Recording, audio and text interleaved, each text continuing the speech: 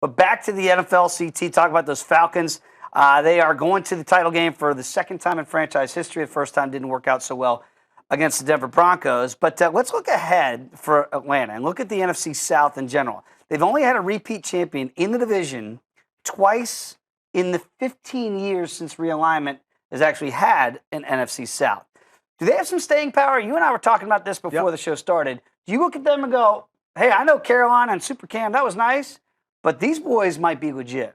They are legit, but I'll believe it when I see it, in my humble opinion, as it pertains to the Atlanta Falcons repeating as NFC South champions. We know they have Matt Ryan and Julio Jones, one of the top duos in the entire NFL. But let's not forget, in 2012, when they went to the NFC Championship game and lost to San Francisco, they still had Matt Ryan and Julio Jones. They were a top duo back then. They haven't been to the playoffs since 2012, before going this year in 2016, now in 2017. So they do have some young pieces on the defensive side of the football. We were talking about earlier Keanu Neal, the safety, who's really come on. Deion Jones led them in tackles. The linebackers played very well. So it seems like they are set up to be a contender in the NFC South. But to your point, it looked like the Carolina was set up. You had Cam coming back. Oh, they're going to get Kelvin Benjamin. They're going to be all good, right? Luke Kuechly, K'Wan Short, Thomas Davis. They should be good. We know they lost Josh Norman. That was a big loss. But once again, Carolina didn't even make the playoffs. So this Falcons team,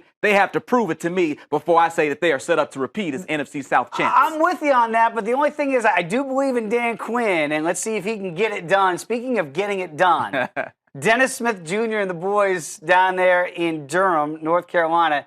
Raleigh has gone to Durham and got the win. We'll give you full highlights, but it's over. The first win at Cameron Indoor since January 18th, 1995. Don't turn your back on the Wolfpack. It's a long time ago. They got it done. Was a beast.